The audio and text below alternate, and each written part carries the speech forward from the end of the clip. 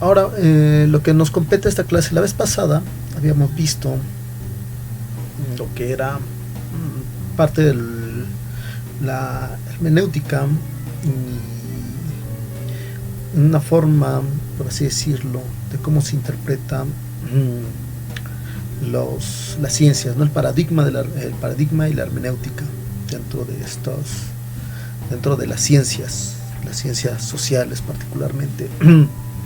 Nos habíamos enfocado a ver cuáles eran estas implicaciones, por así decirlo, axiológicas, bueno, no axiológicas, sino los paradigmas y los obstáculos que presenta la ciencia y cuáles son precisamente las formas en que se puede interpretar las ciencias, sobre todo a nivel rígido. Ponemos en cuestión la noción de ciencia, lo cual va a seguir teniendo gran peso hasta lo que vamos a ver hoy. Por ejemplo, hoy vamos a ver lo que es el presupuesto de la neutralidad axiológica. Hay muchas críticas al respecto sobre este presupuesto, pero aquí lo primordial es ver qué es esto de la neutralidad axiológica o qué se entiende por neutralidad axiológica. Esto es fundamental, puesto que con base en eso es que vamos a ir analizando gran parte de los temas relevantes en cuestión. Bueno, de lo más que los temas relevantes, de lo que podríamos decir presupone la axiología como disciplina o estudio. Bien, de los aquí presentes, ¿alguien sabe a qué estudia la axiología? ¿Cuál es el campo de estudio de esto que se llama axiología, o qué es en sí misma la axiología? ¿No? ¿Nadie? ¿Yuli?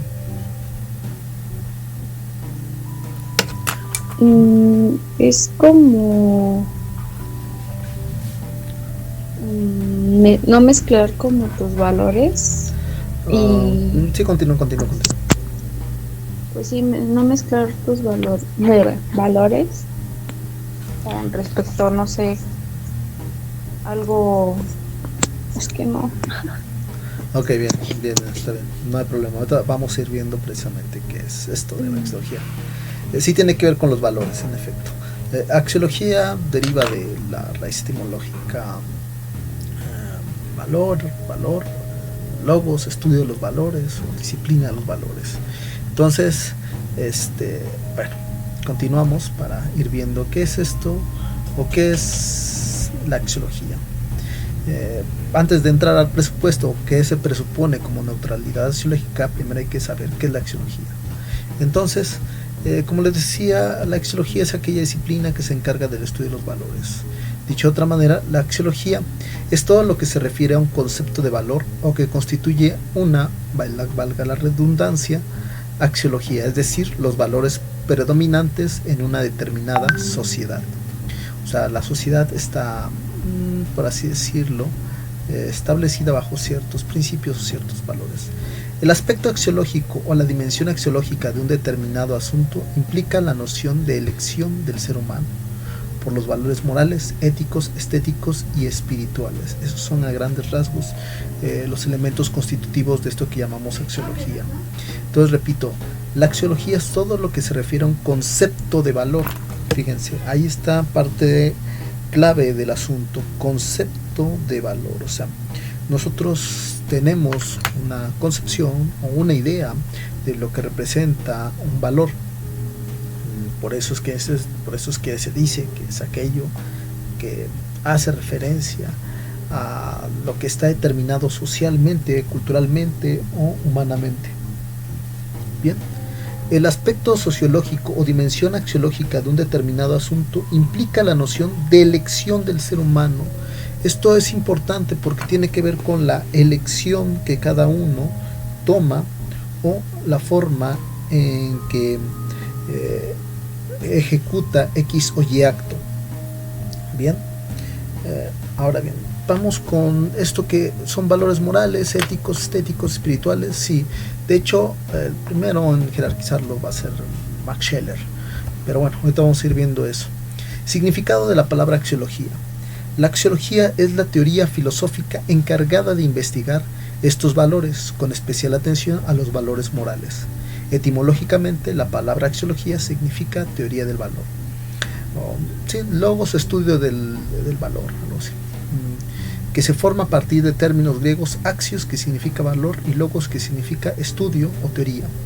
En este contexto, el valor, o lo que es valorado por las personas, es una decisión individual, subjetiva y producto de la cultura del individuo.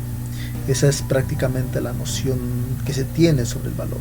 Fíjense, los valores hasta cierto punto tienen esta connotación meramente subjetiva, y esto va a presentar un conflicto cuando se habla de este presupuesto axiológico o de neutralidad axiológica. Ahorita vamos a ir viendo por qué va a ser un problema hoy en día. Bien, antes de entrar con la jerarquía de los valores de Max Scheler, me gustaría preguntarles, ¿consideran que los valores pueden llegar a ser objetivos? ¿Alguien de aquí considera que los valores pueden llegar a ser objetivos, no subjetivos? No. Vamos con Violeta. Pero Violeta creo que acaba de entrar. Ahora vamos con Ana. Ana, ¿tú considerarías que los valores pueden llegar a ser objetivos? Pues considero que sí. ¿Por qué consideras que sí? Porque, bueno, es que también siento que son subjetivos en tanto si son individuales o si son en sociedad. Bien, eso es importante, saber distinguir los valores desde un criterio objetivo y subjetivo. Gracias, Ana. ¿Quién más? Vamos a ver. Laura, ¿tú qué opinarías sobre esto? ¿Los valores son meramente objetivos o subjetivos? Pues no lo sé. Pues es que también podrían ser objetivos porque te ayudan a veces a tomar las decisiones, digamos, correctas, bueno, que tú consideres buenas. Pero pues ya lo decía mi compañera Ana, pues también cuando estás en grupo, pues son de diferente forma. En efecto, parece que los valores tienen una connotación, una carga, no de corte únicamente subjetivos, sino objetivos según las circunstancias en las que nos encontremos. Con base en esto, es que el filósofo Max Scheler va a crear algo que se le conoce como la pirámide, que establece cierta jerarquía de valores. Esta pirámide es muy conocida, de hecho probablemente la debieron de haber visto algunos en prepa, no todos, pero establece una especie de jerarquía que trata de decir cuáles son los valores más importantes, y estos valores precisamente presuponen ciertas ideas sobre lo que podemos llamar cierta jerarquía de lo que está presupuesto en los valores. Bien, vamos con esta jerarquía que plantea Max Scheler. Max Scheler y su jerarquía de los valores. Según el filósofo alemán Max Scheler, los valores morales siguen una jerarquía y aparecen en primer plano los valores positivos relacionados con lo que es bueno, y después lo que es noble, luego lo que es bello, etc. Según Scheler, los valores de lo divino y de lo sagrado fundamentan en general todos los demás valores. Para él, además, la jerarquía axiológica tiene un carácter objetivo, es absoluta, inmutable y a priori. Su capacidad se logra por la intuición emocional de las esencias. Esto es interesante de señalar. Yo te voy a decir por qué es realmente interesante señalar esta postura de Max Scheler, ¿no? Es importante, dado que lo que se está presuponiendo con esto que está diciendo Scheler es que los valores por sí mismos tienen una especie de criterio de objetividad que establecen puntos buenos y puntos malos. Esto va a decir que hay valores por encima de otros. Fíjense lo que ahora sí les voy a ir preguntando a los que se han ido ingresando, los que ya están presentes. Ahora sí, Violeta, ¿tú qué dirías? ¿Considerarías que los valores tienen una jerarquía? ¿Hay una especie de jerarquía de valores? O sea, que hay valores más importantes que otros. No, yo creo que todos los valores pues, son importantes. Obviamente depende de un punto de vista, pero todos son importantes. ¿Tú consideras que todos son importantes? Bien. Sí. Ok, gracias Violeta. Alejandro, ¿tú consideras que hay valores más importantes que otros o todos parten del mismo piso o del mismo suelo, por así decirlo? Pues a lo mejor ya dependería de cada persona. ¿Por qué? ¿Por qué consideras que a lo mejor dependería de cada persona? Porque, no sé, a lo mejor alguien le da más importancia a algún valor que a otro. Porque así lo fue tomando por cosas de la vida o creencias, ¿no? Ok, tú dirás bien, muy bien, gracias Alejandro. A ver, vamos a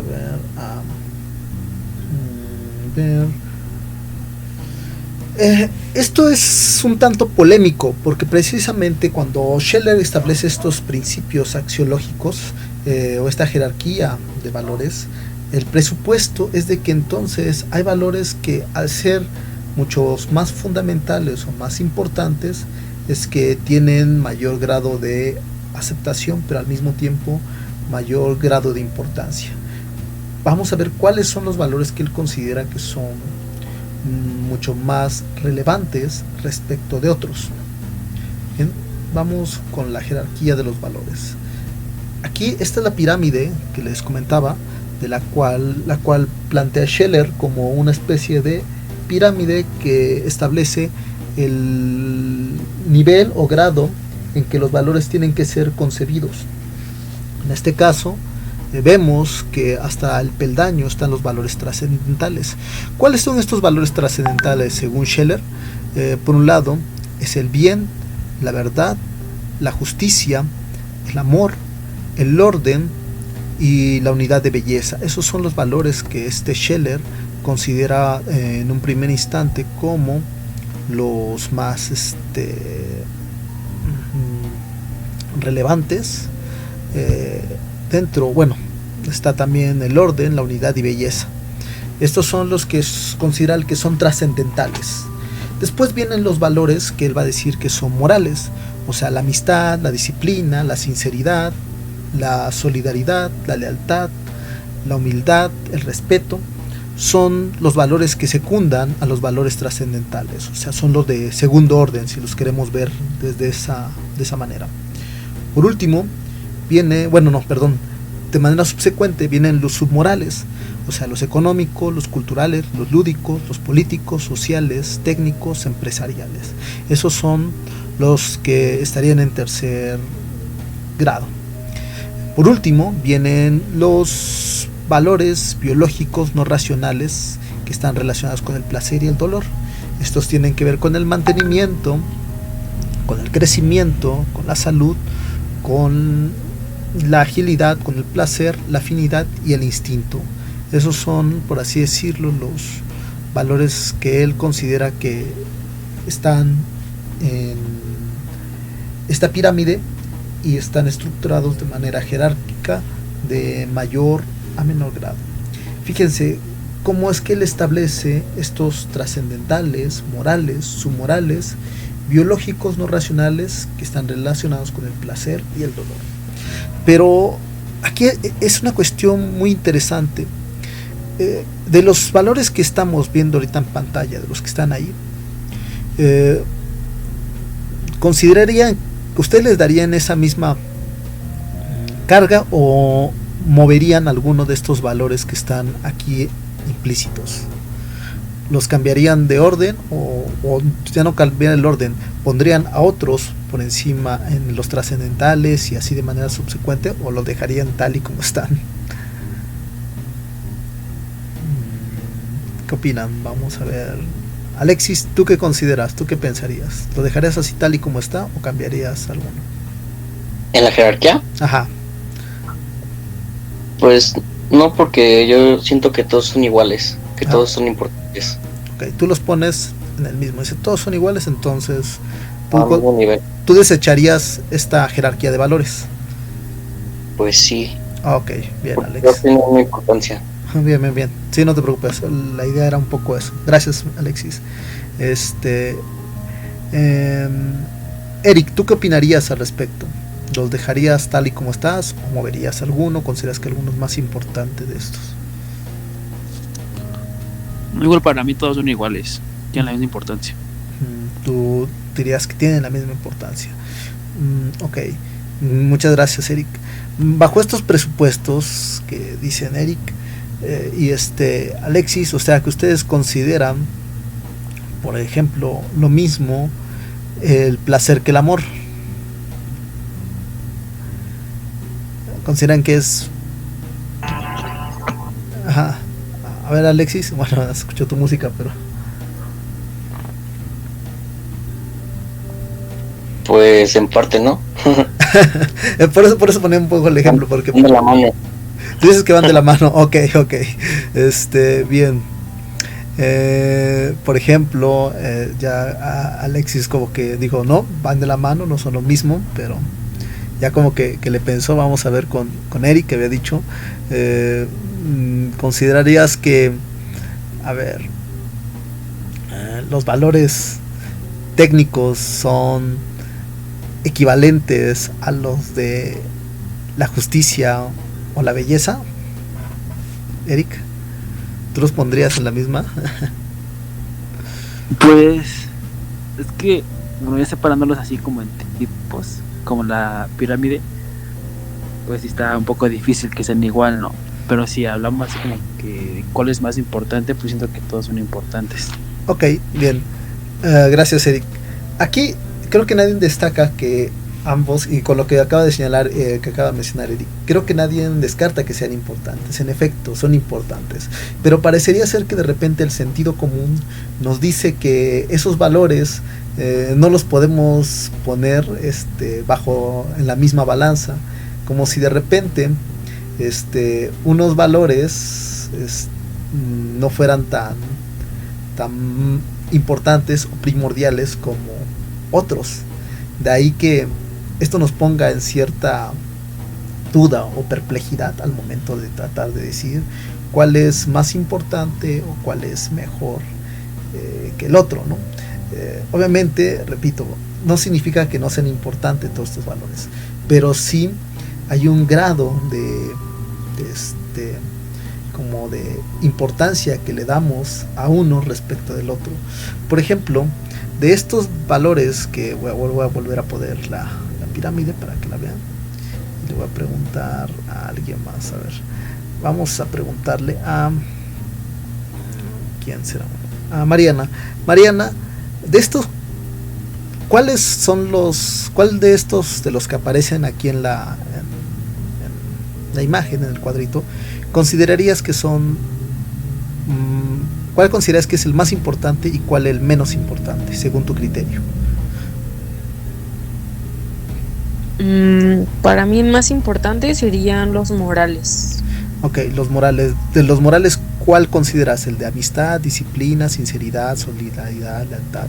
Pensando en cada uno de esos valores que están dentro de cada uno. Yo pensaría que el más importante de ellos sería el respeto. Tú dirás que es el respeto. ¿Y cuál consideras que sería el menos importante para ti, para tu criterio? De todos los que aparecen. ¿De ahí mismo? No, de ahí mismo, de los otros que tú veas. Ok.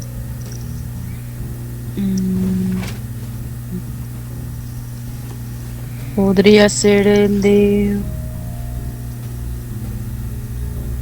los técnicos, porque no sé qué es eso. Bueno, okay. No sé a qué se refiere. Sí, o sea, los valores técnicos se entiende como, pues por así decirlo, la práctica, la técnica que tú haces que tienes sobre un conocimiento sobre algo. Esos son los técnicos. Ok, tú dirás que tú consideras que esos son los más, que es el menos importante, y el respeto es para ti uno de los más importantes. Muy bien, Mariana. Esto responde a una cuestión un tanto subjetiva, pero evidencia que consideramos en lo particular que hay valores que son mucho más importantes unos que otros. Por ejemplo, vamos a hacer el mismo ejercicio pero con Ana. Ana, de estas que vemos aquí, ¿cuál considerarías que es el más importante y cuál es el menos importante de todos estos conceptitos que vemos ahí? Igual para mí el más importante es el respeto y por último unidad de belleza, o sí dice unidad de belleza, ¿no? Ajá, por ahí, dice belleza, ajá, donde dice trascendentales, belleza hasta abajo. Ajá. Entonces, aquí es una cuestión muy interesante, fíjense, gracias Ana, gracias, porque la belleza entra dentro de los trascendentales. Para Scheller, los trascendentales son los divinos, son los de más alto grado. Sin embargo, aquí vemos como Ana dijo, no, la belleza yo la considero el menos importante, es más importante el respeto. Habrá quien diga la humildad, habrá quien diga la lealtad, habrá quien diga el amor, habrá quien diga los culturales, otros que digan la salud. Entonces esto nos va a llevar a una especie de conflicto sobre si en verdad existe una jerarquía de los valores. Lo cierto es de que pese a su importancia, esto ha generado conflictos, pero ha tratado de establecer qué tipo de valores son los más adecuados o cuáles son aquellos valores que podrían establecer un criterio de convivencia objetivo para evitar conflictos y garantizar no solamente mi seguridad, sino el bien mío y de los demás. Bien, continuamos y vamos con el otro elemento constitutivo, que es el que plantea Robert Merton y con su axiología de los valores. Robert Merton presupone una especie de criterio axiológico que va a empezar a establecer los principios de esto que llamamos la neutralidad axiológica. Pero ¿qué es esto de la neutralidad axiológica? Para entender un poco ello, me remonto a uno de los textos de Robert Merton, que es la estructura normativa de la ciencia, y dice así: Robert Merton, en su obra The Normative Structure of Science, aborda la axiología de la ciencia, definiendo los conjuntos de valores que informan la actividad científica y la producción, por así decirlo, y la producción de teorías científicas. Estos valores que configuran el ethos de la ciencia son los siguientes. Por un lado, tenemos la universalidad. Todos los científicos deben contribuir al progreso de la ciencia, sin que importe su nacionalidad, etnia, género o cualquier otro factor de identificación cultural. Desinterés. La actividad científica debe regirse por la máxima del incremento del conocimiento científico, dejando de lado cualquier pretensión de beneficio personal. Esto, antes de estar continuando, fíjense lo que está pasando. Robert Merton es precisamente también, si no me equivoco, es un sociólogo que analiza las formas sociales en que opera la estructura científica. Entonces, repito, en su obra, como ya he mencionado, The Normative Structure of Science, aborda la axiología de la ciencia, definiendo los conjuntos de valores que informan la actividad científica y la producción de teorías científicas. Y aquí es donde quiero hacer un paréntesis antes de continuar. Fíjense, ¿cuál consideran ustedes que es la diferencia entre la actividad científica y la producción de teorías científicas? Por ejemplo, vamos con Violeta. Violeta, ¿cuál consideras que es la diferencia entre la actividad científica y la producción de teorías científicas? Como profe, no se le entendió ese corto. Bueno, vuelvo a preguntar. ¿Cuál crees que sea la diferencia entre la actividad científica, o sea, la actividad que hace el científico, y la producción de teorías científicas, o sea, la producción de distintas teorías científicas? Sí. Unas son, parece que tienen una idea, una teoría, y la otra es que pues la ponga en práctica y ya sea cierta su teoría o no. Ok, muy bien, Violeta, gracias. O sea, tú dirás, o sea, una tiene que ver con la praxis y otra tiene que ver con el estudio de estas. ¿Cuál creen que esto sea siempre vaya de la mano, o sea, que la actividad científica y la producción científica vayan siempre de la mano, o consideran que esto representa en sí ya también un problema? ¿Tú qué dirías, Julie?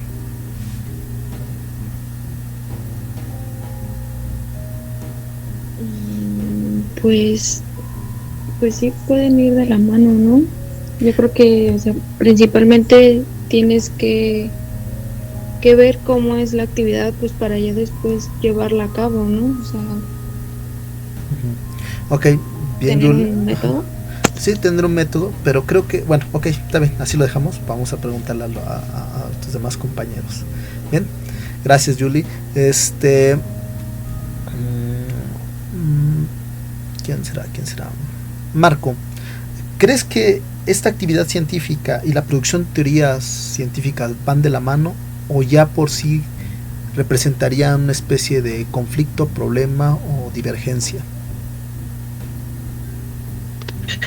Que van de la mano, ¿no? Porque como lo dijo esta Violeta, que por decirlo y lo otro sería como la práctica, pero hay ocasiones en que a lo mejor los autores no concuerdan y es cuando se genera una polémica, ¿no? Entonces como que de la mano y también se produce una polémica. Ok, bien, gracias, Marco. Esto último que acabas de mencionar es fundamental. En efecto, probablemente el hecho sí van de la mano en muchas de las ocasiones. Hay veces que no, déjeme decirle que hay veces que no, pero casi siempre van de la mano. Por ejemplo, el ejemplo más claro son las hipótesis sobre los hoyos negros.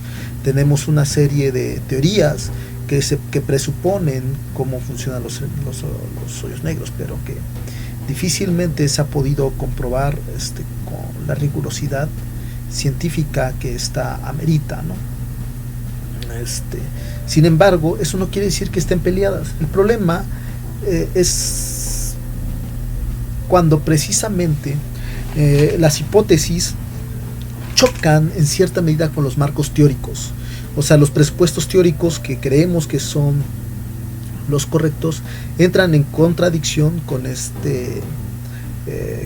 praxis científica, o sea, esta actividad científica. Por ejemplo, estoy pensando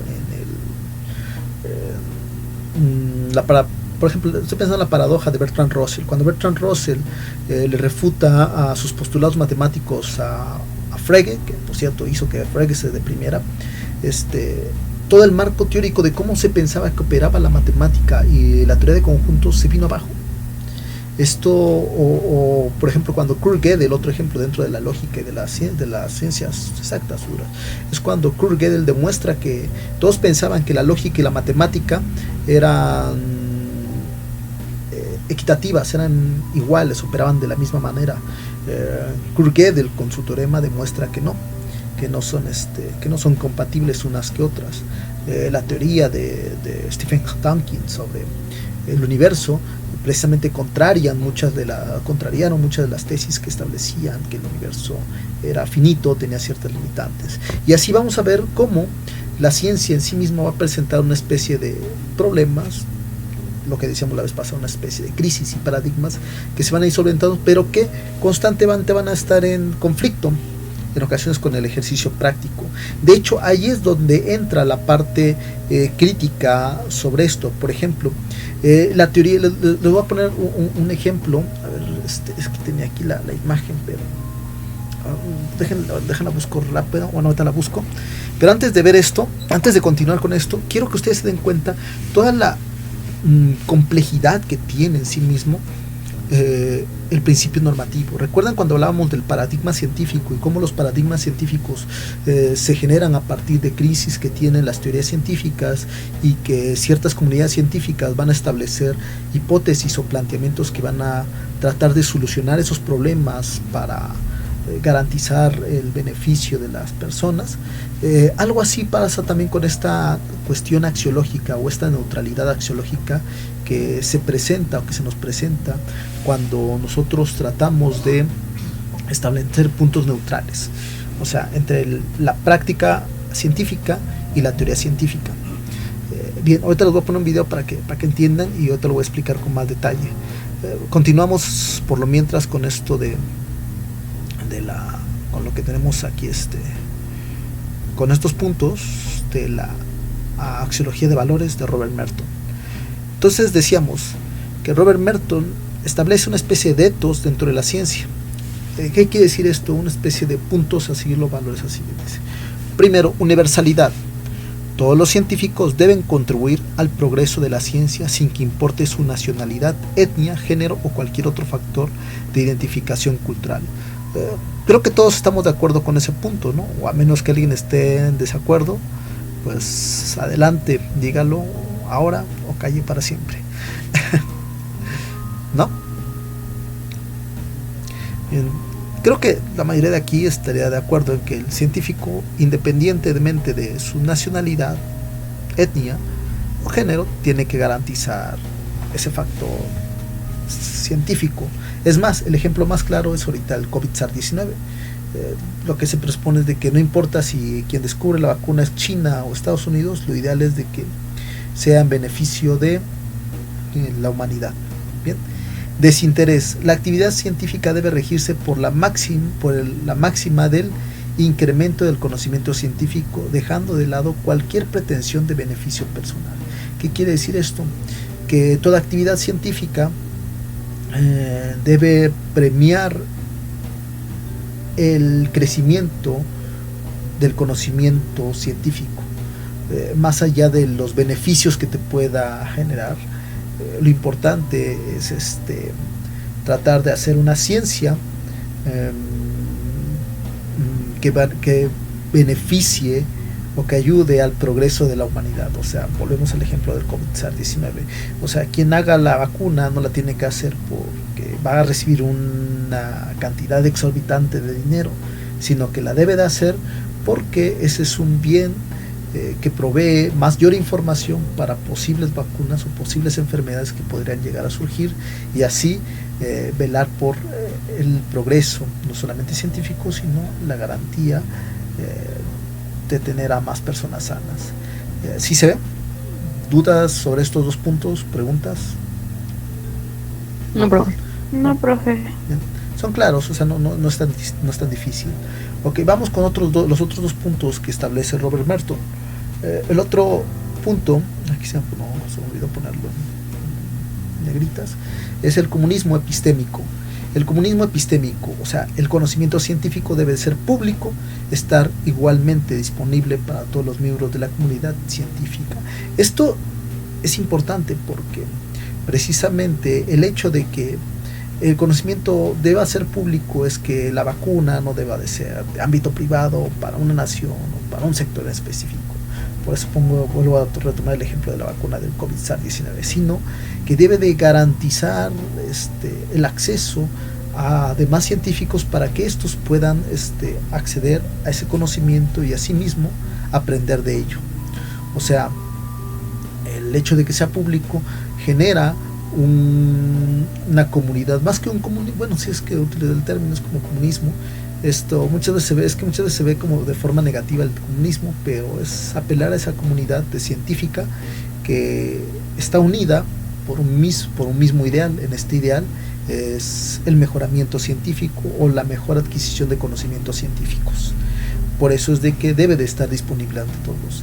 Sin embargo, vemos que eso suele ser muy conflictivo para la industria farmacéutica, sobre todo con los temas relacionados a las patentes. Pero bueno, ese es otro tema que habrá que discutir en otro momento. Continuando con esta estructura que plantea Robert Merton, tenemos el escepticismo organizado, o sea, una especie de duda ahí. Todas las pretensiones de verdad enarboladas por los científicos deben de estar sometidas a un estudio metodológicamente crítico y no deben ser aceptadas en razón del principio de autoridad o por otras razones epistémicamente deficientes. ¿Qué quiere decir esto?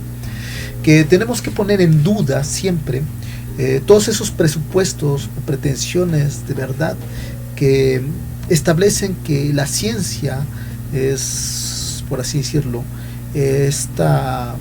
este conocimiento científico que tenemos hasta la actualidad es el más correcto o el más verdadero, sino por el contrario, es un buen punto de arranque para poder ponerla en cuestión. Algo que me recuerda es precisamente el cinturón, creo que sí se llama cinturón hermético epistémico de Feyerabend. Feyerabend establece que la ciencia debe tener una especie de cinturón que trate de garantizar, por así decirlo, Feyerabend planteaba que el cinturón, este cinturón epistémico o hermenéutico, hermético, no, estoy casi seguro que es cinturón epistémico, este cinturón epistémico que tiene la ciencia debe de garantizar que quienes, que las teorías científicas no falseen, o sea, no cometan ciertos errores. Dice, entre el cinturón, entre más ajustado sea el cinturón y más pruebas lo vayamos sometiendo a estas teorías y resistan más a ella, quiere decir que son más eficientes. Pero si no la resiste o no resiste dicho cinturón, pues hay un grado de falsibilidad, o sea, de que sea falsa, pero también garantías de que pues, toda la ciencia corre ese riesgo, o sea, toda la ciencia en sí misma corre un riesgo de ser falseable. Entonces el cinturón hermenéutico lo que busca es garantizar que esas hipótesis sean lo más veraces posibles. Entonces esto tiene que ver con ese escepticismo científico, o sea, tenemos que dudar en efecto de los presupuestos, ponerlas en tela de juicios, criticar todo esto. Es como lo que les había dejado, recuerden que les había dejado que fueran viendo la serie de Mindhunter.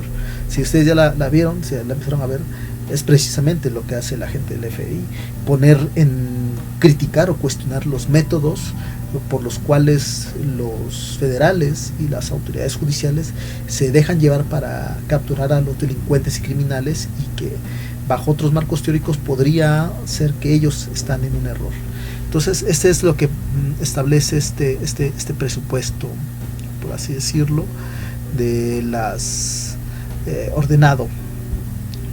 Por último, se habla de que Robert Merton trata entonces de ver que los valores políticos que están basados en una especie de universidad, éticos y de desinterés, así como organizativos, de comunismo epistémico y epistémicos y operativos, escépticos organizados, son una especie de cúmulo que permite no solamente el progreso, sino que permite el desglose mismo de el conocimiento científico.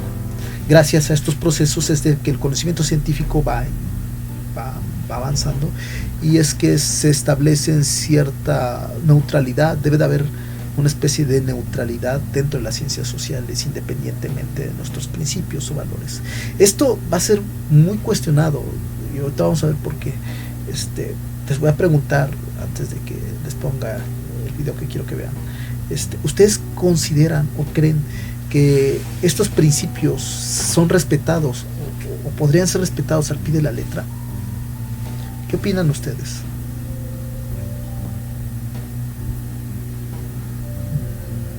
Vamos a preguntarle a quién. Alexis, ¿crees que estos principios se respeten o deberían o son criticables? Personalmente parece que son correctos, ¿no? ¿Tú qué piensas, Alexis? Creo que ahí tienen problemas con su audio cuando contesta Alexis, igual en lo que escribe. ¿Quién más? A ver, ¿quién me ha pasado? Ana, creo que voy a tener que volver a repetir. Ana, ¿tú qué opinarías sobre esto?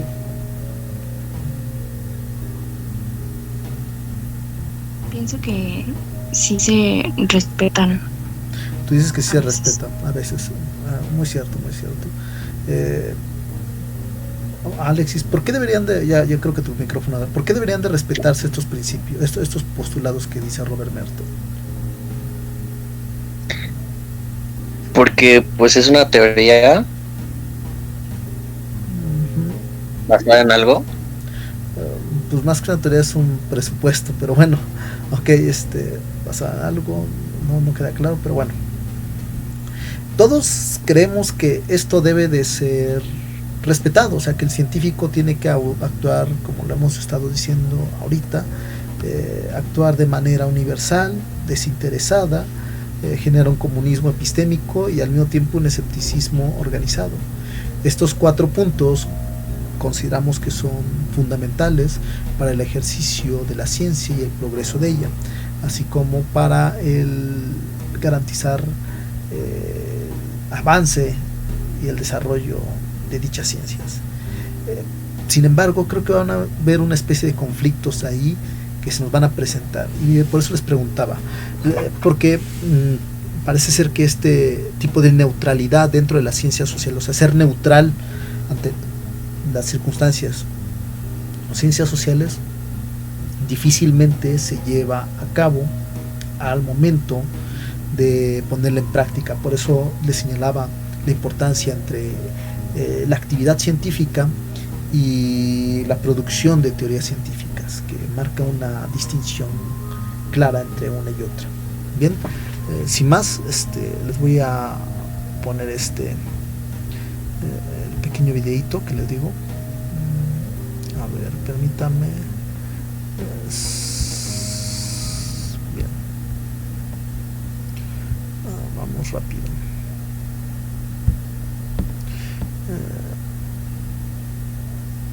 La neutralidad, ok, bien.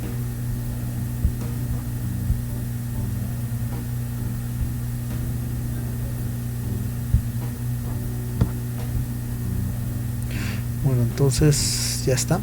Entonces voy a apagar mi micrófono y vamos viendo esto que es una cuestión al respecto. Quinto bloque en punto de partida, vamos a dialogar en este caso con un reconocido médico epidemiólogo ecuatoriano, el doctor Jaime Breil, una persona que ha dedicado toda su vida a mejorar la calidad del sistema de salud público. Estuvo en Santa Fe dando charlas con distintos representantes del sistema de salud público, médicos, enfermeros, funcionarios también. Vamos a escucharlo a Breil hablando de uno de los mitos que existen en nuestra sociedad, tiene que ver con la falsa neutralidad de la ciencia y cómo se vincula esto a la salud y cómo acciona el sector privado en relación a este mito particularmente. Lo escuchamos y nos vamos a volver a reencontrar el próximo lunes a las 23 por la pantalla de Canal 2, PEO de Cable Video Digital, para seguir tratando todas estas temáticas que cruzan nuestra vida cotidiana. Hasta entonces. Empieza a haber ahora un importante conjunto de libros que son producto de investigaciones sobre la ciencia y en su relación con el poder económico, y que van mostrando cómo la ciencia tiene por muchos canales un condicionamiento muy fuerte del poder económico. Al punto que aquello de que la ciencia es objetiva, neutral e independiente es algo que es uno de los grandes absurdos. Eso es imposible sostener actualmente, por muchas razones. Históricamente la ciencia se construyó siempre de acuerdo a quien tiene para poder financiarla. Y ese financiamiento siempre fue de los sectores de poder. Entonces los intereses de esos grupos estuvieron siempre presentes en la construcción de la ciencia. Y además, en la actualidad, yo creo que si uno piensa cómo es que funciona la ciencia funciona primero a partir de quien invierte en ella, quien ponga los recursos para hacerla, y funciona en laboratorios, en unidades de análisis que también son costosas en su desarrollo, mantenimiento, en el equipamiento. Y entonces, esa es una vía, el financiamiento por medio del cual los sectores de poder claramente inciden. Se ha notado, y esta es una experiencia que el libro de David Michaels, que se llama La fabricación de la duda, se ha notado que las industrias que saben que juegan con productos peligrosos o con procesos productivos peligrosos, la más importante históricamente fue la industria del tabaco. Son industrias que aprendieron, se dice, la maña o las maneras de generar una contrainformación. Por ejemplo, si es que en la industria, la producción de tabaco y el hecho de fumar empezó a evidenciarse a través de estudios como los de Selelnikov, etcétera, que mostraban la relación entre fumar y cáncer pulmonar. Entonces, la industria tabacalera montó toda una serie, según esta información que nos da esta investigación histórica, una serie de contrainvestigaciones de investigadores contratados por estas empresas o de institutos financiados por las empresas tabacaleras, que empezaron a decir, no, pero es que no es el tabaco, sino que es la cuestión ambiental y es otra. Entonces, esto es lo que él llama la fabricación de la duda. Es decir, cuando ya no pueden ocultar un hecho que se hace visible, entonces empiezan a generar una serie de contraestudios que generan duda. Y si ya no empiezan a poder sostener la duda, hay un tercer elemento que es empezar a introducir, ya cuando hay un problema legal instaurado, recursos mediante los cuales retrasan la juridicidad del tema. Entonces, no es raro en la actualidad que grandes empresas adquieran de manera directa o indirecta el poder sobre revistas científicas, que son una fuente de evidencias que tiene la ciencia para poderse desarrollar. Este tipo de controles hace que las llamadas revistas de revisión de arbitradas, de revistas de peer review, como se dice, empiecen a ser influidas fuertemente vía muchos canales para que o no publiquen algo que afecta ciertos intereses, o para que publiquen solo otro tipo de visiones cuando haya un disenso científico. Porque en la ciencia está todo el tiempo, hay disenso, hay confrontación de interpretaciones. Entonces, a ver, ¿el glifosato es inocuo o es un problema de salud? O cualquier otra cosa. El asbesto en su tiempo fue el mismo problema. O los transgénicos son o no son un problema para la salud. Unos estudios dicen que sí, unos estudios dicen que no. La electropolución, la radiofrecuencia de la telefonía móvil, ¿es un problema de salud o no lo es? Tras de estos disensos están en juego millones de dólares de recursos en juego de estos grandes elementos, y por tanto, cuando hay disenso, lo que se nota, y ese es un estudio que se hizo en la universidad en varias universidades de los Estados Unidos, es que cuando uno hace metaanálisis de los trabajos publicados, aquellas revistas que están directa o indirectamente ligadas a intereses empresariales tienden a publicar los artículos que dicen que no hay problema con tal o cual cosa. Y aquellas revistas que son de núcleos independientes tienden todo lo contrario a demostrar que sí hay un efecto. Entonces, eso muestra con claridad que la ciencia es una forma es un escenario de pugna de estas relaciones de poder y de estos intereses, o los de la comunidad y sociales, o los grandes intereses económicos. Y que por tanto no hay una pureza, no hay una independencia absoluta, y que ojalá nuestros países tuvieran recursos de investigación independiente para tomarle el pulso a la situación siempre, y saber que cuando se detecta un gran problema masivo de salud, haya un sector científico que pueda asumirlo con independencia, que lo pueda asumir libre de presiones y libre de amenazas, que es otra cosa, que hay veces que ciertas investigaciones le puede significar la vida y amenazas de todo tipo a los investigadores que publican ciertas cosas. En el libro de Michaels está toda la historia de las personas que fueron amenazadas, que hasta dieron su vida por sostener ciertos argumentos científicos que ponían en jaque los jugosos intereses de empresas, ¿no? El caso de Andrés Carrasco, yo le cuento una historia de que nosotros tuvimos en Ecuador un problema con el glifosato, porque como la empresa vendedora sostiene que el glifosato es un producto de franja verde, es decir, un producto supuestamente seguro o de leve toxicidad, que por tanto como herbicida era una vía para controlar los cultivos ilícitos de coca, y se empezó a utilizar en la frontera sur de Colombia, hubo una disputa entre los dos países, los dos gobiernos, el del norte, el de Colombia, que decía, era el gobierno de Uribe, sí, formó una comisión científica para decir, miren, el glifosato es seguro, no hay problema, y lo vamos a seguir aspergando aéreamente y no hay problema. Nosotros en el sur, comisionados por el presidente de la República, formamos una comisión de investigación sobre el tema, y nos dábamos cuenta que el tipo de fumigación aérea que se utilizaba a una altura muy alta, con vientos, permitía perfectamente la deriva, y que ese producto, al ser un herbicida de amplio espectro, iba a terminar con los cultivos de nuestros productores, y además por ser un problema para las especies acuáticas, etc., iba a ser un problema, ¿ok? Ese era un debate, había estudios en el uno y en el otro sentido. no estaba todavía el estudio de Andrés Carrasco que se publicó un poco después. Andrés Carrasco, al mostrar que el glifosato tiene un efecto disruptor del desarrollo embrionario en anfibios, y lo publicó en la revista Food Chemicals, esto fue una cosa de enorme importancia en la historia de la ciencia sobre esta temática, porque era una prueba dura aceptada por una revista rigurosa que mostraba este impacto del glifosato y ponía al desnudo el hecho de que este no es un producto que se lo puede manejar como dicen sus productores, sin problemas.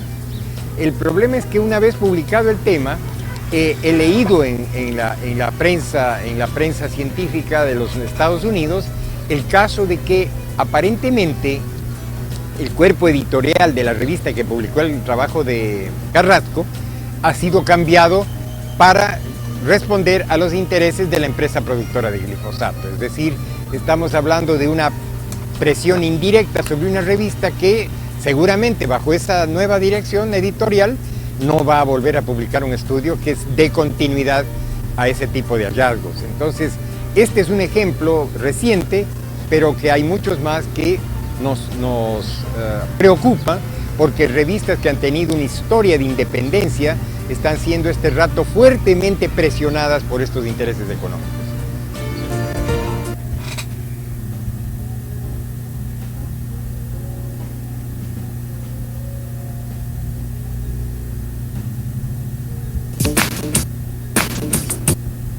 Bien, bien, ¿qué opinan sobre esto que acaba de mencionar el investigador y pues, médico en cuestión? ¿Cuál es su perspectiva? ¿Qué opina al respecto? Una vez que ya vimos precisamente los postulados que establece Robert Merton, ¿creen que todavía sigan siendo sostenibles o pasa más como lo mencionaba aquí el médico y académico? ¿Alguien? Como sé que nadie se llama alguien, vamos con Alejandro. ¿Tú qué opinas al respecto, Alejandro? Pues es más como lo dice el médico ¿no? ¿Por qué? Pues porque no se respetan los... ¿Qué eran? ¿Eran valores los que estamos viendo? ¿O? Recuerda que estábamos viendo los puntos, que los presupuestos que los presupuestos. Ajá, es que se me olvidó. Ajá. Pues sí, supongo que sí, que no se respetan los presupuestos. Ok. ¿Alguien que se le ocurra un ejemplo similar o parecido? ¿No? ¿Qué opinan sobre esto? Ya sea sobre un ejemplo o al respecto. Vamos a ver, ¿quién más? Violeta, ¿tú qué dirías al respecto, Violeta, sobre esto que acabamos de ver?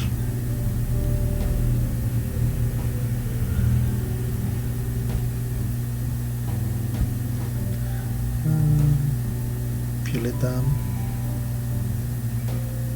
profesora hablando la Violeta, creo que se fue por un aperitivo. Ahorita que regrese, vamos con Laura. ¿Tú qué opinarías al respecto de esto que acabamos de ver, Laura? Pues si lo compara con lo de la jerarquía, ¿Con pues ajá, sí, con tu tono. Okay. ¿Sí o no? Sí, adelante, pues yo te dije, adelante. Pues depende mucho, ya lo habíamos comentado, creo, pues de la forma en cómo te encuentras, porque pues ya ahí decía que no respetaban muchas veces las cosas, lo que hacían en el médico. Entonces pues yo creo que es dependiendo de lo que se esté realizando, si es importante o no es importante, de tener credibilidad a lo que dice el médico. Ok, bien. Ok, gracias, Laura, muchas gracias. A ver, vamos a dar la última palabra a Yuli. Yuli, ¿tú qué opinas sobre esto que acabamos de ver y sobre los presupuestos que establece Robert Merton que mencionamos, escepticismo, comunismo, universalidad, en fin.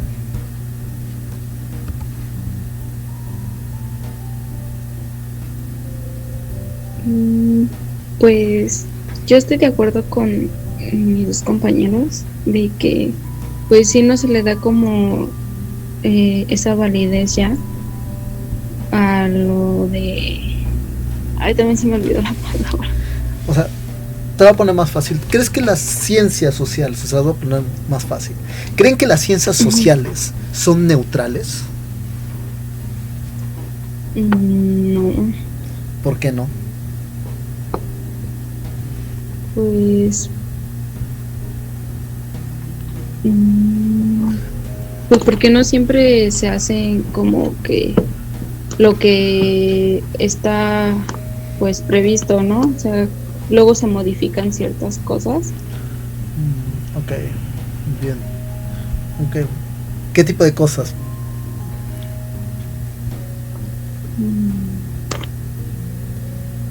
Pues no sé, a lo mejor alguna norma, o sea, para una persona, o sea, bueno, por decirlo, para toda la sociedad, y no la toman en cuenta pues de igual manera pues todos, ¿no? Ok, muy bien, gracias, Julie. En efecto, lo que aquí se plantea es un tema muy delicado y tiene que ver con este presupuesto que establece que las ciencias sociales actúan de manera neutral, con pros o con beneficios hacia un mejoramiento de aprendizaje científico, pero realmente lo que se evidencia es de que como tal no existe una neutralidad dentro de las ciencias. ¿Y por qué?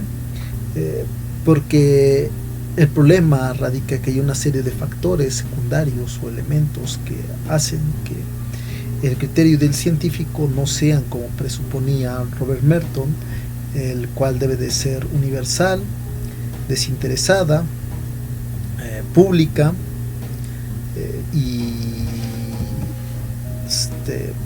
escéptica.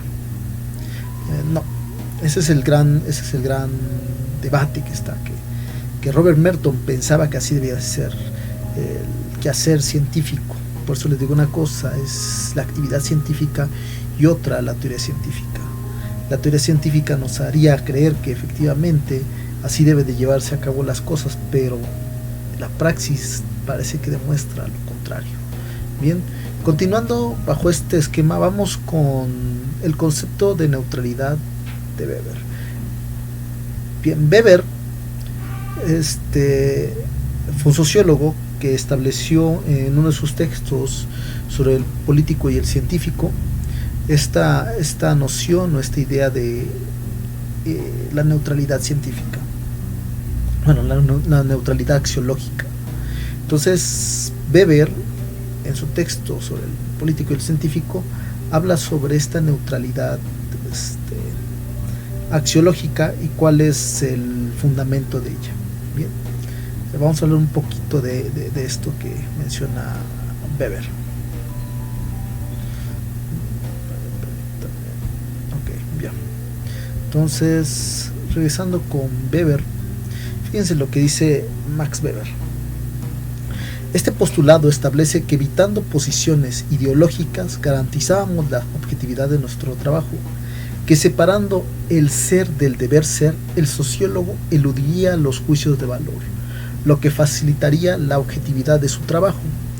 Weber no admitía que se presentasen como verdades científicas algunas convicciones personales, de carácter religioso, ético, político, bajo el hábil subterfugio de enmarañadas observaciones científicas empíricamente demostrables con los juicios de valor.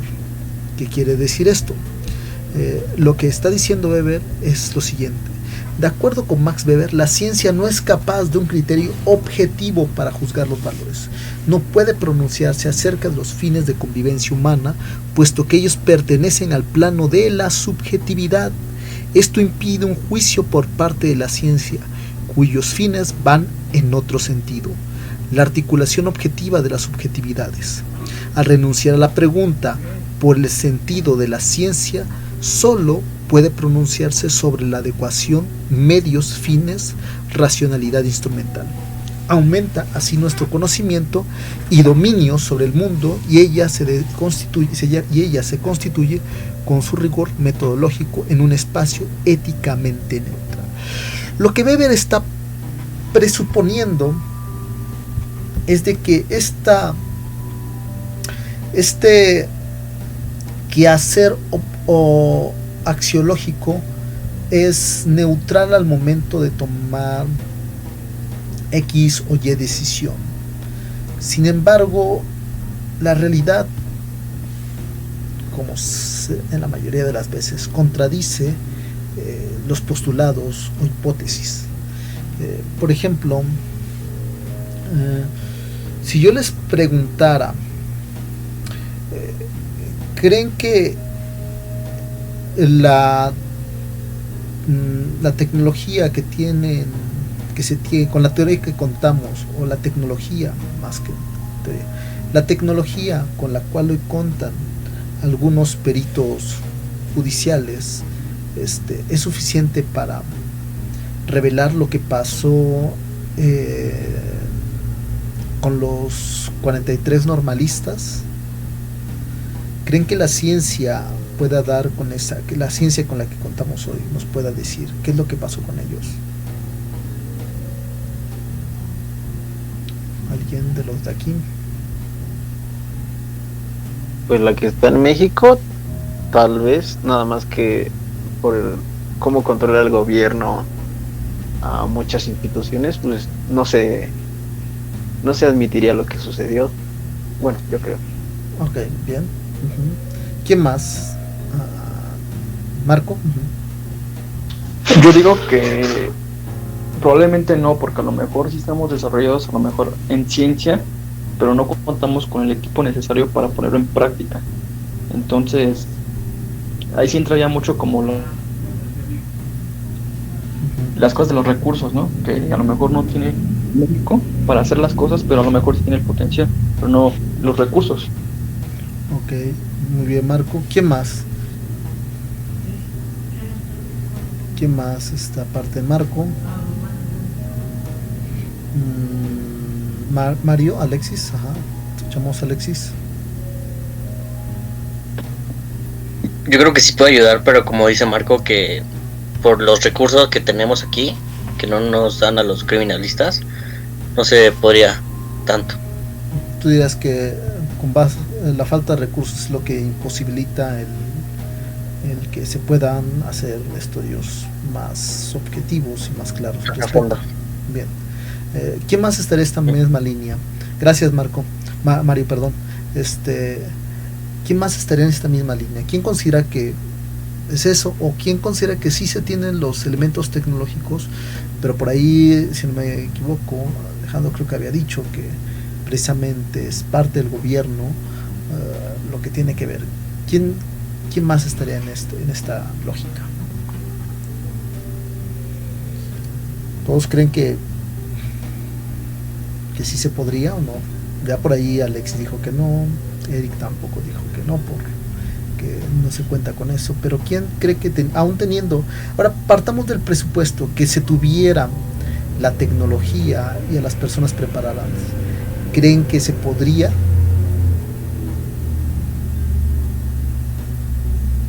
Es que ahí sí va a depender mucho de las personas del poder, porque si alguien con mucho poder no quiere que se sepa la verdad, pues al hablar de poder estamos hablando de que tiene como que puede mover muchas influencias para que esto no se lleve a cabo, pero va a depender del poder de la persona y de si la persona quiera que se haga o no se hagan las cosas. Muy bien, muy bien. Eso. Y en este sí, adelante. Eso que mencionas es muy muy importante, Marco. Creo que en efecto, precisamente por ahí va un poco esta cuestión. O sea, es como gran parte de muchos casos que se presentan tienen que ver con por ejemplo con ciertas metodologías o didácticas que tiene en sí mismo el ejercicio científico.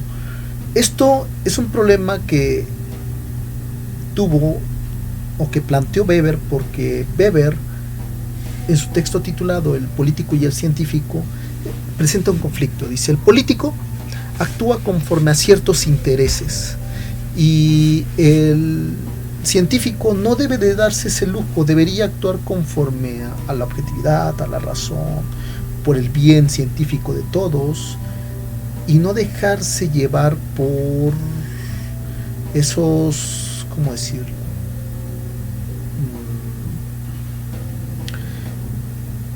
Esas posturas subjetivas o personales. No.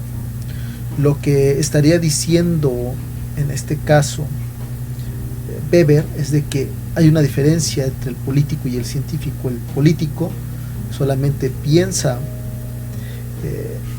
con base a sus intereses, con base a lo que públicamente le va a ser satisfactorio, mientras que el científico debe de estar enfocado hacia su conjetura meramente académica, de enseñanza, de aprendizaje, epistémica, etc. La realidad es que no.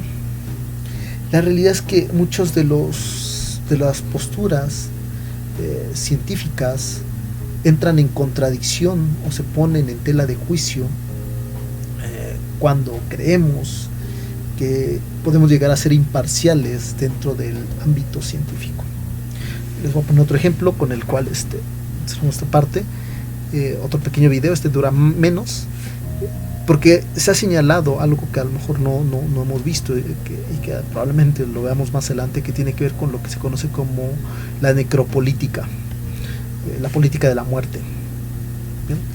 Pero bueno, déjenles pongo el otro pequeñito video, dura bien pequeño, donde precisamente se cuestiona este presupuesto de que hay una neutralidad dentro de las ciencias sociales, y en este caso una neutralidad axiológica, o sea, de valores dentro de las ciencias sociales o dentro del campo científico.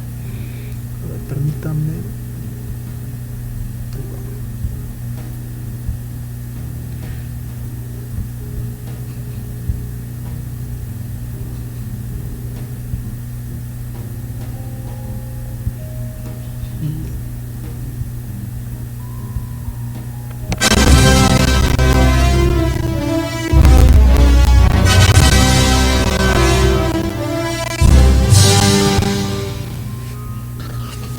Bueno, que quiero explicar las distintas ideologías, y obviamente también tengo ideología, yo no me excluyo.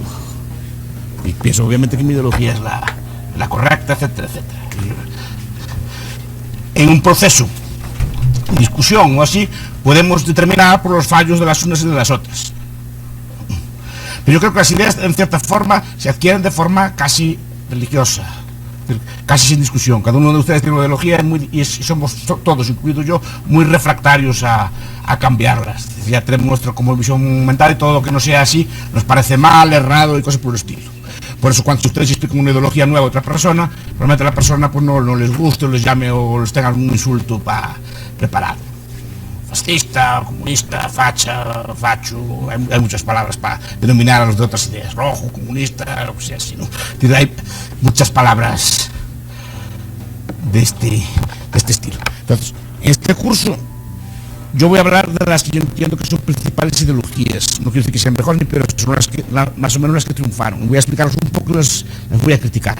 Y obviamente voy a defender la mía. Sí, porque yo no creo en la neutralidad axiológica. Yo no creo que sean neutrales. Entonces, ¿usted cree que es imposible? Sí. Vivir sin ideología. Y más, es mi opinión también. Más. No lo ves desde el momento que yo incluso escojo los temas y escojo los ejemplos. No sería neutral. Y la importancia que le doy. Yo soy neutral, me explico. Por ejemplo, explico el marxismo y tal, y digo, no explico usted, por ejemplo, el decrecimiento. O yo explico la religión, no explico usted la doctrina Bahá'í. Es decir, no puedo explicar todas las doctrinas, todas las ideas. Selecciono una. Desde el momento que selecciono ya no soy neutral. Selecciono las que a mí me parecen más importantes. Pero de todas formas, la pregunta que también les hago antes en estas primeras sesiones es: ¿qué manipula más? ¿Decir que manipulo o decir que no manipulo? Decir que manipulo. No, de que no manipulo. A ver, usted argumente, señorita Isolina. O usted, ¿cómo era su nombre, señorita? ¿Cómo era su nombre? Isabel. ¿Por qué que no manipulo? ¿Usted qué diría? Si oigo que no manipulo, entonces yo creería que las personas están más pendientes de ver. Sí. Si no manipulo. En cambio, si digo si sí manipulo, las personas no están tan pendientes. Pero si yo digo que manipulo y le estoy dando un discurso, ustedes conmigo toman distancia, ¿sí o no? Y empiezan a ver las cosas como con más frialdad. Empiezan a tomar distancia. Si les digo que no manipulo, que lo mío es la pura ciencia, así... ¿Qué? Se lo creo, al menos si lo explico de forma neutral, ¿cómo les meto mejor la idea? ¿Cómo toman ustedes más distancia? ¿Cómo es más difícil manipular? Diga usted. Pues yo iba a decir que creo que es igual, que si alguien me dice que no manipula, pues como yo creo que voy a estar más pendiente, y si alguien me dice que manipula, pues voy a estar igual pendiente. Ay, yo no sé si manipulo, yo desde luego explico desde un punto de vista, y es bueno que se sepa. Pues los que les guste, les gusta, los que no les gusta, no les gusta. Pero que sepan que no los quiero engañar, yo no voy de neutral. Tengo postura, yo no soy neutral, tengo postura. Ahora, por eso, pero me gusta que ustedes tampoco lo sean, que discutan conmigo.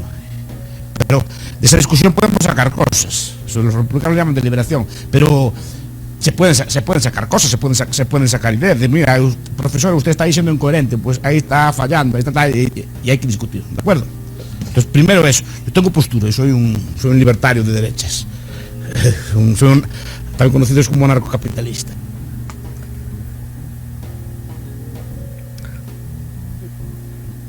Bien, sí se ve un poco lo que estamos tratando de Buena tarde a Totom. No me gusta que hablen castellano por mi culpa. De analizar, ¿no? O sea, este presupuesto de neutralidad, la mayoría de las veces siempre está sesgado por quien imparte un discurso, por quien imparte una hipótesis, por quien imparte una teoría. Dicho de otra manera, la neutralidad parece que no existe dentro de las ciencias sociales y mucho menos dentro del campo de los valores. Regreso un poco para que veamos por qué, y ya con cierto matiz hay que ponerle mucho énfasis a esto que nos menciona Weber.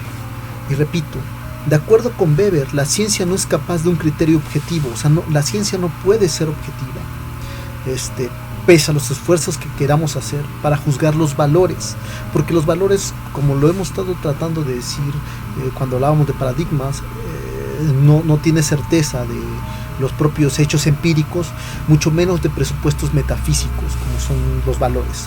No puede pronunciarse acerca de los fines de la convivencia humana, puesto que ellos pertenecen al plano de la subjetividad. O sea, la convivencia humana es una relación subjetiva, no objetiva.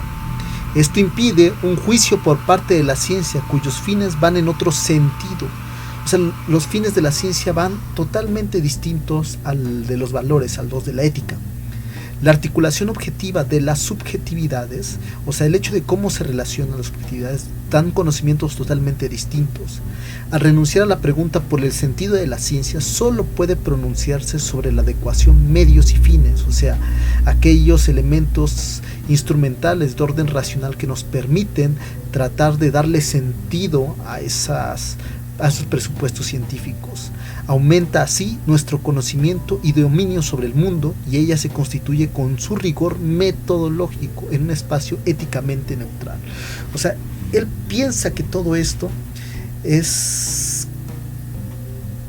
válido para el ejercicio científico, que el científico, a diferencia del político, va a ser un sujeto neutral. La ética, él también lo desarrolla en la ética protestante. O sea, las ciencias sociales se han visto deshumanizadas al punto de que lo importante es premiar los valores que están dentro de las ciencias para garantizar el progreso de la humanidad y la trascendencia de esta. Lo real es que no es así, Y no es así por algunas críticas que mencionarán algunos sociólogos o contemporáneos de Weber. Vamos a ver algunas de las críticas que se le hacen para ir cerrando este punto. Crítica a la neutralidad axiológica. El concepto de neutralidad axiológica es... permítame. A ver. Ya. Crítica a la neutralidad axiológica. El concepto de neutralidad axiológica es para Bourdieu, por ejemplo, Chaboreau y Passeron, una nueva garantía de la ilusión positivista. La ilusión de que las operaciones axiológicamente neutras son también epistemológicamente neutras. Fíjense, repito, una garantía de la ilusión positivista, o sea, con toda esta corriente cientificista, lógica, metodológica, que piensa que las ciencias duras son aquellas que dan exactitud al respecto. La ilusión de que las operaciones axiológicamente neutras son también epistemológicamente neutras, es decir, que la valoración de nuestro trabajo es ajeno a posiciones ideológicas, impide que critiquemos nuestras formas de aproximación a la realidad, nuestros métodos o incluso nuestras preguntas, una verdadera inhibición metodológica en el nombre de esta supuesta neutralidad. Dicho de otra manera, lo que se nos está diciendo o lo que se está cuestionando y poniendo en tela de juicio es que todo presupuesto científico está cargado de ideología y de posturas subjetivas y personales. Les voy a poner un ejemplo. Seguramente ustedes han de haber visto muchos de estos textos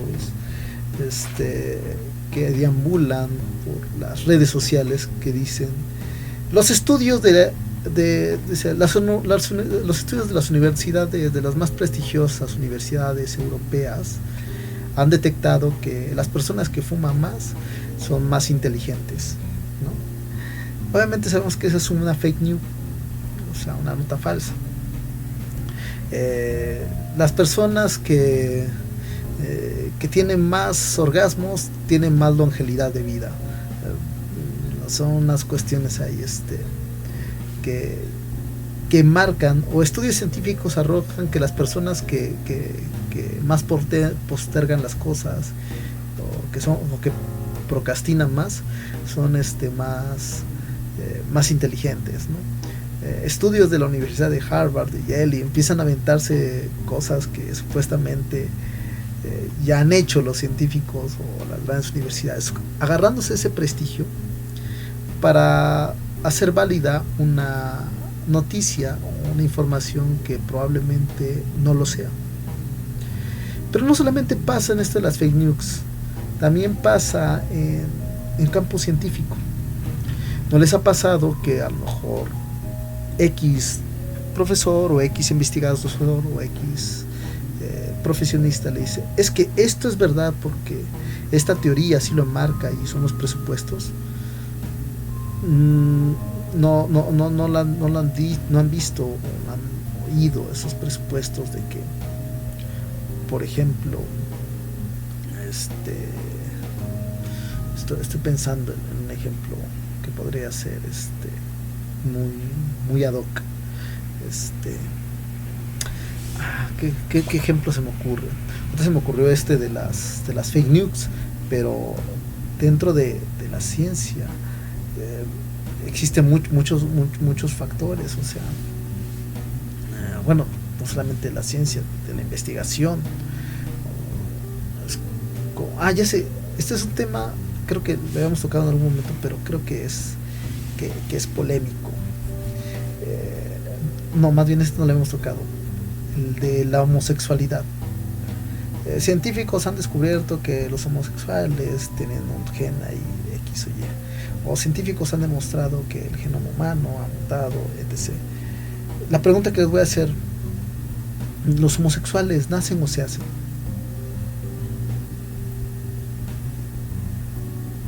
Nacen. Tú dices que nacen, Mariana. ¿Quién cree que se hacen? ¿O todos creen que nacen? ¿Todos? ¿Por qué? Ok, ahorita vamos a ver. Mariana, ¿por qué crees que nacen o por qué consideras que nacen?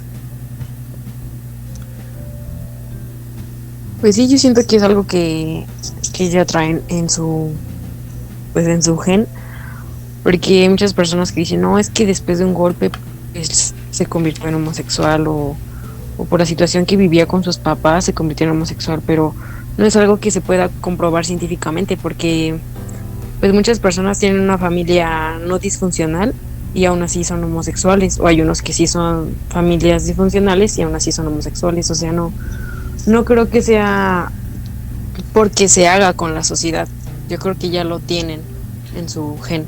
Tú dices que en los genes ya está la homosexualidad, ¿verdad? Esto es una cuestión muy interesante, digo. Aquí no se trata de estigmatizar, ¿no? Se trata de tratar de ser lo más objetivo. Bien. Eric, ¿tú qué piensas al respecto?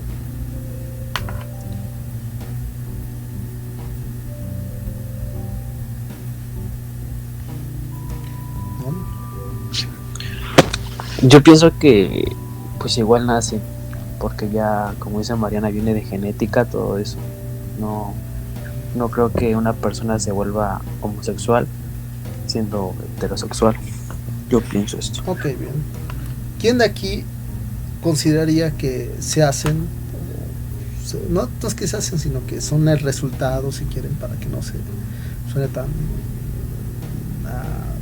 fuerte, que son el resultado de lo social o resultado de el ambiente en el que se encuentran? ¿Todos aquí piensan que nacen? Julie, Laura, Alejandro, Alexis, Violeta, Marco, ¿qué piensan? Yo digo que se nace. También se nace. Porque pues luego se escuchan casos desde que niños chiquititos ya tienen ciertos gustos o algo así. Yeah. No nada más así como que de cierta edad ya tienen otros gustos. Okay. Así que pues yo pienso que nacen. Bien. Alexis, ajá. Yo igual pienso que nacen. También piensas que nacen. Bien. Ok. La mayoría está en esa lógica, quiero pensar. Pues bien. Aquí hay una cuestión que hace mucho ruido y tiene que ver precisamente con el hecho de que si eso fuese verdad, porque hay algo que dijo esta Mariana que es muy cierto, no existen pruebas científicas que demuestren que existe el gen homosexual o la genética homosexual. Hay un grave riesgo en asumir que se nacen siendo homosexuales, y les voy a decir cuáles. Es desfavorable si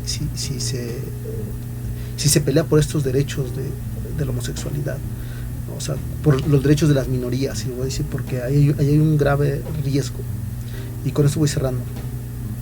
El riesgo primordial que emerge es de que si nacen, el progreso de la ciencia, o así como va progresando la ciencia, va a permitir que tarde o temprano las modificaciones genéticas, como ya se han dado algunos casos, o sea, los diseños de bebés, entonces hagan que se pueda modificar ese gen. Y si es modificable el gen, entonces los padres estarían violando la autonomía, porque a lo mejor existen unos padres conservadores que digan, no quiero que mi hijo sea homosexual, entonces quiero modificar el gen que lo va a hacer gay.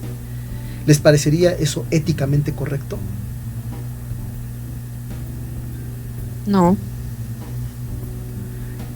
No, pero si se puede remover, como si fuera una especie, como han hecho algunos padres, por ejemplo, algunos padres, ¿les parece ético que un padre quiera que sus hijos, y este es un caso real, con esto voy cerrando, no es para que lo pongan a pensar, de hecho estos casos vienen algunos casos son muy similares a los que, no, de hecho no vienen, perdón, pensé que venían en el texto que les di, pero no, con esto cierro.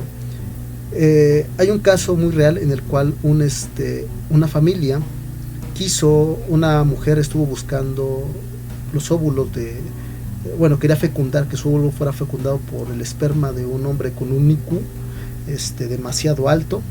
Ese IQ tenía que estar cumplir ciertos requisitos,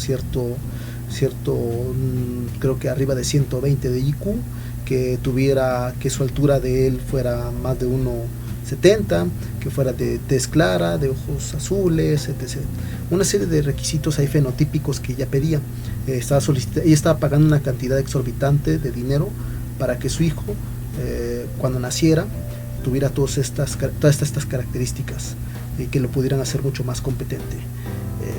Al final encontró un donador, le pagó la cantidad, y entonces cuando él nació, pues nació casi como con un IQ arriba de 120, con el tono de piel, o sea, había un margen de probabilidad, hubo nada más un margen de error como del 5-8% de error, todo lo demás estuvo completamente bien.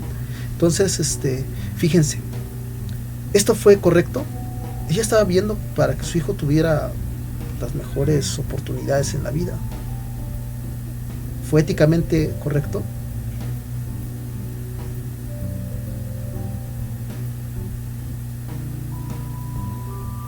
Pues es que está difícil, ¿no? Pues sí, si te pones estricto, pues sí sería como que poco ético. Exactamente. Pero si lo tomas así leve, pues no. Pues parecería ser que ese es el gran conflicto, y con esto cierro, que presenta la neutralidad de la axiología, porque ella consideraba que con estas características que su hijo hubiera tenido, él iba a ser más competente e iba a tener más oportunidades en esta vida, cosa que parecería ser que no es tan falso. Pero bueno, eso es una cuestión que tenemos que analizar con más detalles más adelante. Lo dejamos hasta aquí. Respecto de las clases, ya subí algunas clases, o ustedes pueden entrar al School Cloud y ver las clases que están. Sus clases, si entran al canal de YouTube, van a ver un montón de videos. Entonces es más fácil dar desde ahí, desde School Cloud, al link, y lo ven. En caso de que no pudieran entrar ahí a School Cloud, me lo solicitan y les mando el correo les mando por el grupo el link del canal de YouTube, y sus clases son las que dicen ética profesional. Van a ver unas que dicen filosofía de la educación, ética, probablemente se puedan confundir con el de ética e identidad profesional, pero ese no. El de ustedes es ética profesional, siempre inicia con esa palabra, ética profesional, y ya viene el nombre de la clase que vimos. Ya la mayoría de las clases las estoy subiendo, ya las subí.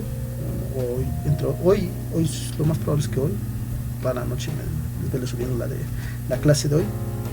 Y pues nada más, eso sería todo. Ahí viene la actividad, la que les dejé, junto con la lectura de James Rachel.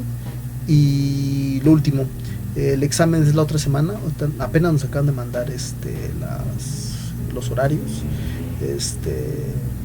Si el examen es el miércoles, pues es hasta lo que vamos mañana. Si el examen es el sábado, pues va a ser hasta lo que hayamos visto el miércoles. Bien, no les voy a preguntar nada que no hayamos visto en clase, que no esté dentro de las clases grabadas, que no esté dentro de lo que vimos. Todo va a ser relacionado con lo que está. Si alguien no pudo entrar a alguna de las clases, por eso es que está ahí el link. Probablemente algunas de School Cloud ya no les aparezcan, pero en la página de YouTube seguramente les va a aparecer la clase que vimos. Entonces, pues nada, sería todo por hoy, y pues bueno, los dejo para no robarles más tiempo. Bien, gracias, profe. Sí, gracias. No, de nada. Bueno, gracias, profe. Sí, gracias. No, de nada. Hasta luego. Gracias igualmente, hasta luego. Hasta luego.